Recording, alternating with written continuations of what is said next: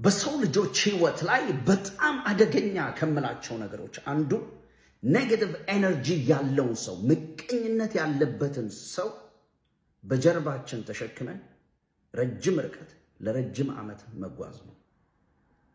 ይሄን ያልኩበትን ምክንያት ልንገራችሁ። አንድ ጊዜ ቡና ተሰብስበን ጓደኛማቾች እየጠጣን እያለ አንደኛው ጓደኛችን የምቀኝነት መንፈስ የገባበት ሳልሳው ይለኛል። እከሌኮ ይላል ስሙን ይጠቅስና ስላንተ እንደዚህ እኮ ያለው እንዲህ ለማለት ፈልጎ ነው ይለኛል። እኔ ይሄኛው ምቀኝነት እንደገባበት ስላወቅኩኝ አይመስለኝም ብዬ አጣጥየው አለፍኩኝ ነገሩ። ይሄን ያልኩበትን ምክንያት ልንገራችሁ። ብዙዎቻችን እንደዚህ አይነት ሰዎች በዙሪያችን ይዘን ነው የምንጓዘው። አንፎርቹኔትሊ ደግሞ እንደነዚህ አይነት ሰዎች ደግሞ የምንላቸው በጣም የቅርብ የሆኑ ሰዎች ናቸው። ስለዚህ እነዛን ሰዎች ጥሎ መሄድ ኃጢአት ስለሚመስለን በፎልስ ሂዩሚሊቲ ወይም የውሸት ዝቅ ባይነት ምክንያት እነዚህ ሰዎች ተሸክመን እያወቅን እያቆሰሉን ለረጅም ዓመት ተሸክመናቸው ረጅም ርቀት እንሄዳለን። በኋላ ተሰባብረን እንወድቃለን። ዛሬ አንድ ትምህርት ላስተምራችሁ። የሚከተሉትን 5 ምልክቶች ካያችሁ እነዚህ ሰዎች የምቀኝነት መንፈስ እንደገባባቸው አውቃችሁ ከትከሻችሁ ላይ አውርዳችሁ ጣሉ። አንደኛው ምልክት እናንተ ልትደርሱበት በማትችሉበት መልኩ ከእናንተ በስተጀርባ ሄደው የቅርብ ለምትሏቸው ሰዎች ያሟቸዋል። ስለ እናንተ መጥፎ ነገር ይናገራሉ። ምናልባት ደግሞ እናንተና እነዛ ሰዎች ተገናኝታችሁ እንዳትነጋገሩ ሄደው ለእሱ ያሰብኩትን ነገር ለአንተ ልሰጥ ስለሆነ ብዙ አትቅረበው ይሉና በመካከላችሁ ሰፊ ጋፕ ይፈጥራሉ። ሁለተኛው ነገር ሁልጊዜ የምለው ነገር ነው። ይሄን በፍጹም የደስታችሁ ተካፋይ መሆን አይፈልጉም። ሰርጋችሁ ቢሆን፣ ልደታችሁ ቢሆን፣ የተመረቃችሁበት ቀን ቢሆን፣ ነገሮች የተሳኩላችሁ አዲስ ንግድ ጀምራችሁ ልታስመርቁ ቢሆን በፍጹም በዛ ቀን አታገኟቸውም። ኮንግራቹሌሽንስ አይሏችሁም። ሶስተኛው ነገር ስለ እናንተ መጥፎ ነገር መስማት ያስደስታቸዋል። ንግዳችሁ ቢከስር፣ ቤተሰባችሁ ቢበጠበጥ በጠዋት መጥተው በራቸውን የሚያንኳኩ ሰዎች መጀመሪያ የሚሆኑት እነሱ ናቸው። ምክንያቱም ለምን እንደሆነ ታውቃላችሁ? የነሱ ከፍታ የሚለካው በእናንተ ውድቀት ስለሚመስላቸው ነው። አራተኛው ደግሞ ባገኙት አጋጣሚ በእናንተ ላይ መሳቅና መሳለቅ ይፈልጋሉ። ድንገት ተሰብስባችሁ ባላችሁበት አንድ ሰው እንደ ቀልድ አድርጎ ስለ እናንተ ቢናገር ላንቃቸው እስከሚላቀቅ ድረስ ከፍ አድርገው ይስቃሉ። ነገሩ የሚያስቀው ነው አይደለም። ነገር ግን እናንተ ዝቅ ስትሉ እነሱ ከፍ የሚሉ መስሏቸው ስለሚታያቸው የምቀኝነት ስሜት። አምስተኛ ነገራችሁን ያቃልሉባችኋል። ለፍታችሁ ጥራችሁ ግራችሁ በልፋታችሁ ላባችሁን ጠብ አድርጋችሁ ያገኛችሁትን ነገር ምንም እንዳልሆነ አድርገው ቅልል አድርገው ያወሩባችኋል።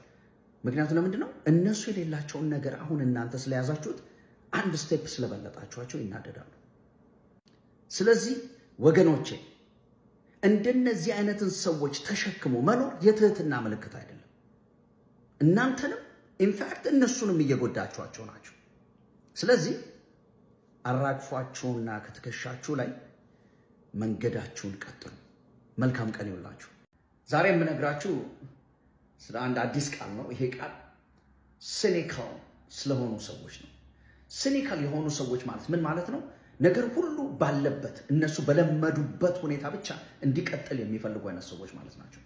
ያ ማለት ምን ማለት ነው? እነሱ ከሚያውቁት ነገር ውጪ ወይ ደግሞ እነሱ ከለመዱት የህይወት ዘይቤ ውጪ አንድ ሰው አዲስ ነገር ከፍ ባለ መልኩ መለማመድ ከጀመረ የሚጨንቃቸው፣ ስለዚህ እነዛን ከፍ ያሉትን ሰዎች እንደምን ብለው ወደ ታች ለማውረድ የሚሞክር ባህሪ ያላቸው ሰዎች ማለት ነው። ሲኒካል ማለት በአጭር አማርኛ እኔ ከሞትኩ ሰርዶ አይብቀል የሚሉ ሰዎች ናቸው። ከዚህ ቀጥዬ የምነግራችሁን 4 ምልክቶች ከተመለከታችሁ ፕሮባብሊ በዙሪያችሁ ያሉ ሰዎች እኔ ከሞትኩ ሰርዶ አይብቀል የሚሉ አይነት ሰዎች ወይም ደግሞ ሲኒካል የሆኑ ሰዎች ናቸው ማለት ነው። አንደኛ፣ ምንም ነገር ስትነግሯቸው ከምትነግሯቸው ነገር በስተጀርባ ድብቅ አጀንዳ እንዳለ አድርገው የሚያስቡ፣ ምንም ነገር በበጎ ህሊና ማሰብ የማይችሉ። ሁለተኛው ደግሞ በጣም ክሮኒክ የሆነ ኔጌቲቪቲ ያለባቸው ሰዎች ማለት ነው።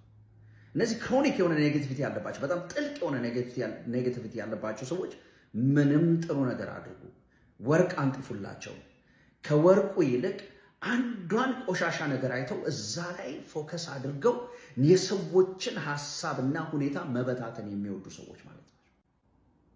ሶስተኛው ነገር እናንተ ተምራችሁም ይሁን ሰርታችሁም ይሁን ዓላማዬ ብላችሁ ሮጣችሁም ይሁን በግብርናው ሊሆን ይችላል፣ በንግድ ሊሆን ይችላል፣ በትምህርት ሊሆን ይችላል፣ በኢኮኖሚ ሊሆን ይችላል፣ በስፖርት ሊሆን ይችላል። እናንተ ጥራችሁ ግራችሁ እዛ ልትደርሱበት የምትፈልጉበት ከፍታ ላይ ስትደርሱ ይጠብቁና እስቲ የት እንደሚደርስ እናየዋለን፣ እስቲ ምን እንደምታደርግ እናያታለን ይሏቸዋል። የእናንተ ስኬት፣ የእናንተ አቺቭመንት፣ የእናንተ ከፍታ በሰው አይምሮ ላይ ጥያቄ እንዲፈጠር ሊያደርግ የሚችል ሳርካዝም ወይም የለበጣ ንግግር ወይም የማሾፍ ንግግር የሚናገሩ ሰዎች ናቸው። አራተኛውና የመጨረሻው ምነግራችሁ ሲኒስቲክ የሆኑ ሰዎች ወይ ሲኒዝም ያለባቸው ሰዎች ምንም ነገር እኔ ከማውቀው ውጪ ሊለወጥ አይችልም ወይም መለወጥ የለበትም ብለው የሚያምኑ ሰዎች ናቸው። ስለዚህ እነሱ በትንሽዬ በ2 ፓውንድ ብሬናቸው ውስጥ ያስቀመጧትና የሳሏት ዓለም እሷ ነች ትክክል ለነሱ። ከነሱ ውጪ ህይወት ከተለወጠ፣ ኑሮ ከተለወጠ፣ አገር ከተለወጠ፣ እናንተ ከተሻሻላችሁ፣ በትምህርት ጥሩ ደረጃ ከደረሳችሁ፣ በስራ ተግታችሁ ከተለወጣችሁ፣ ጥሩ ኮንትራክተር ከሆናችሁ፣ ጥሩ ነጋዴዎች ሆናችሁ ሱቅ ከፍታችሁ መስራት የጀመራችሁ ከሆናችሁ ለነሱ ይሄ ምንም አክሰፕተብል አይደለም። ለነሱ ለውጥን መቀበል በጣም ተራራ እንደመውጣት ያክል ከባድ ነው። እነዚህን ሰዎች ስትመለከቱ ሲኒካል የሆኑ ሰዎች በዙሪያችሁ እንዳሉ ወይም ደግሞ እኔ ከሞትኩ ሰርዶ አይብቀል የሚሉ አይነት ሰዎች በዙሪያችሁ እንዳሉ ተረድታችሁ እርምጃ ውሰዱ። መልካም ቀን ይሁንላችሁ።